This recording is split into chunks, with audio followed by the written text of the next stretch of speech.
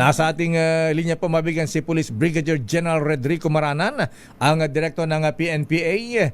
Director General Maranan, sir, magandang umaga po sa inyo, sir.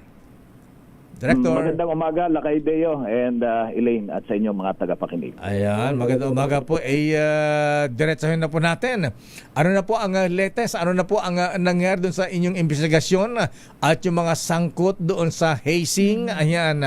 At may datos ba kung ilan na po ang namatay at mga nasugatan, nasaktan ng grabe dahil po sa hazing? Ayan, diyan po simula po noong maitatag po ang PNPA General Maranan, sir. Unang-una, dun sa unang tanong mo, Leo. Deo ay yung mga involved na cadets doon sa latest hazing incident natin ay na-resolve na natin yung mga kaso, no? At more than 40 cadets ang involved doon, at majority ay na-dismiss na natin or na-terminate natin yung kanilang cadetship program dito sa PNPA. While yung others naman ay kasalukuyang humaharap pa sa investigation. So ang ginagawa po ng pamunuan ng PNPA sa utos po ng ating SILG at PNP ay patuloy nating ini-improve yung mga systems and procedures dito, particularly para mawala or ma-eradicate yung hazing dito sa loob ng akademya. At tayo naman ay optimistic na sa gagawin nating aggressive reform sa mga system and procedures dito sa PNPA ay maaalis natin yung mga malpractice ng maltreatment and hazing. Sa katunayan, Lakay Deo, ay nag-deploy tayo ng mahigit 100 CCTV cameras na. Ang gagawin natin dito is more on technology driven yung reforms na gagawin natin. Babantayan ng mga CCTVs yung barracks, loob ng barracks at labas ng barracks, maging yung mga lugar kung saan nagkakaroon ng activities at interaction yung mga kadete. So, meron tayong tinayo na tinatawag na Cadet Monitoring Facility, parang command center ito, na doon makikita yung lahat ng lugar ng PNPA at mababantayan natin yung mga galaw at aktibidades ng mga kadete. Baka gaano karami yan na Director, baka mamaya yung privacy naman ng mga kadete natin maapektuhan. Hindi naman, talagang yung kanilang privacy pagdating doon sa mga lugar na hindi naman dapat lagyan ng CCTV, talagang natin yon, primary consideration natin yon. Alam naman ng ating mga tauhan yon. So of course, Director, kapag ganito po kasing nangyayari, paulit-ulit, even before, may mga nangyari na pong ganito, may mga nakasuhan po ba dito sa nangyaring hazing na to? Kasi po may alam naman natin, meron tayong yung anti-hazing law, pero mukhang hindi po umuubra itong batas na to. At tama ka, Elaine, meron tayong mga naharap na mga kadete dito sa violation ng Republic Act 11053 or yung anti-hazing law natin, sa kasalukuyang hinihiring pa yung kanilang mga criminal case. Kasi pag may administrative case dito sa loob ng PNPA at nakita ng ating mga investigador na may violation talaga doon sa Republic Act 11053, ay nagpapile tayo ng criminal case. And as a matter of fact, ang humahawak nun ay si CIDG. Kaya talaga yung investigation masinsin.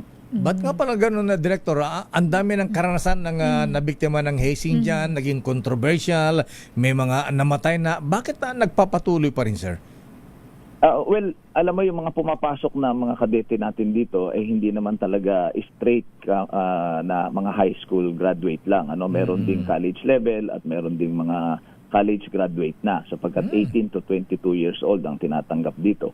So tinitingnan natin yung mga background nila during nung time na nag-aaral pa sila. At nakita natin yung ibang mga kadete dito ay dating pulis na rin, dating sundalo, may mga dating kapgu, may mga dating may fraternity. So pag pumasok dito, nadadala nila yon. So yun ngayon ang ating sinisilip, yung background ng mga bagong kadete na pumapasok dito sa ating sa PNPA.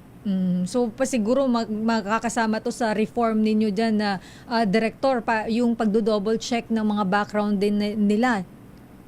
Yes, mas pinaigting natin yung ating background checking doon sa mga bagong kadete, lalo na itong nagsipasok na bago na class 2030. Binabantayan natin yan at patuloy yung ating CBI, yung complete background investigation.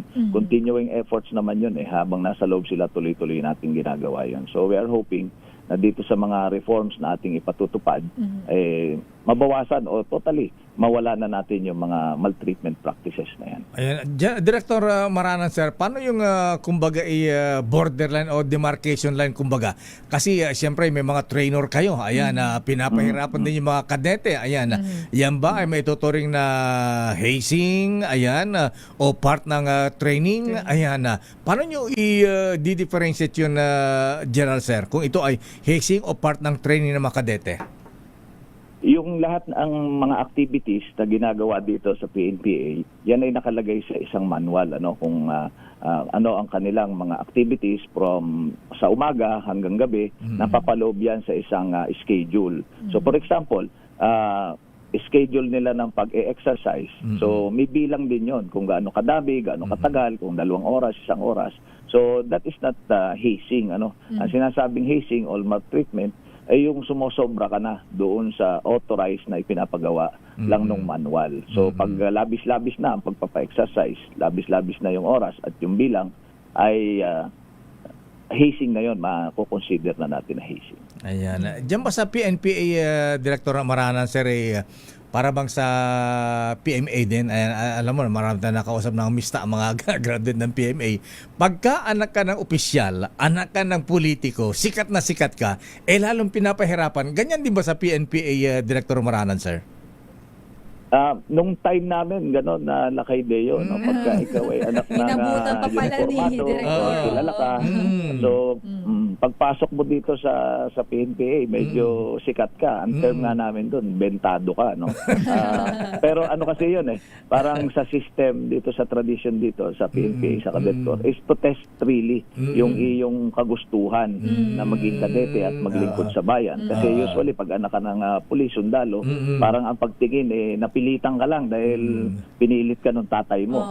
So, just to test your determination and passion to really serve the country, mas binibigyan ka ng mga special na pahirap. Halimbawa, kung 15 lang na push-up yung pinagagawa sa iba, gagawin 20 sa'yo dahil just to test yung kalooban mo pala talaga na yun. talagang ikaw lang ang may gusto na maging kadete at hindi ka pinilit lang ng mga magulang. Kaya ko natanong yan, Director Maranan, sir, kasi nung PNP pa si General Bato, nakakwentuhan natin, yung anak niya pumasok din sa PNPA. Ayaw kasi di ba graduate na yung anak niya. Oo. Ayan, siya ba'y talagang napahirapan din, Director Maranan, sir? Siyempre, Nakasurvive naman siya. Ibig sabihin na pag nalagpasan niya Graduate lahat naman ng mga lahat ng mga pagsubok dito sa loob and nakagraduate naman yung anak ni Senator Bato. Ayan. Nabanggit mo yung mga ilang policy reforms na ginagawa niyo, General Maranan, sir.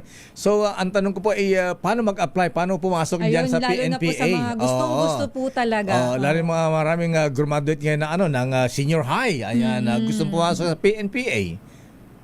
Yes, mayroon tayong mga qualification. Unang-una, dapat ikaw ay isang naturally born Filipino citizen. Yan, ang una, dapat Pilipino ka. Must be 18 to 22 years old at the time of admission. So pag sinabing 22 years old, ano ka? 22 years old and 364 days. Hindi na pwede yung 23 ka na before the oath taking. So kailangan male or female, must be single at walang parental obligation. Wala kang asawa, wala kang partner, wala kang anak. And yung dapat single graduate ka ng high school graduate ka or college level or even college graduate. So pwede 'yon. Yung 5 feet and 2 inches para naman sa mga lalaki and 5 feet para naman sa mga babae. At dapat hindi ka rin na overweight. Meron na tayong BMI, yung Body Mass Index.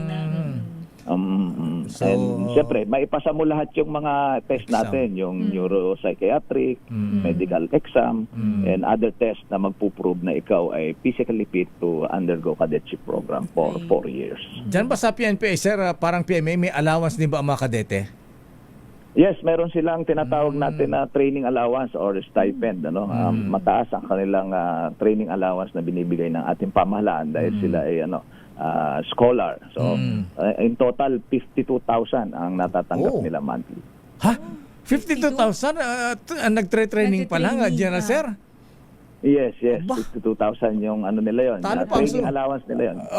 Isang buwan, talo pa yung empleyado. Yes. Ordinary yung empleyado. Mas mataas pa sweldo kay Lakay. Napaka-stringent ng pagpili natin dito. No? Out of 25,000 na nag-e-exam, ang nakakapasa lang ay mga 300 plus. At out of 300 plus, na nakakagraduate mga 200 plus. Ayan. Talagang salang-sala. Talo pa, 5,000 lang ako, 52,000 na doon. Mas mataas sa sweldo natin, Lakay. Trainer tayo doon, kaya overage na. Wala na, hindi ka na pa pwede doon. Lalo na, parehas tayong dalawa.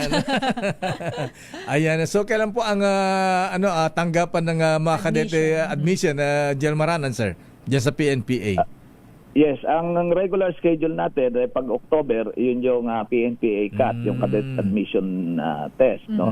So pag nakapasa ka ay uusad naman na yung iyong pag-apply at May 1, yung lahat na nakapasa ay yun, mag-OO taking ngayon sa May 1. Ay, Next Director, year, sir, pero meron kasi 2027. ako na-encounter dati. Parang yung grade ba daw nagmamatter?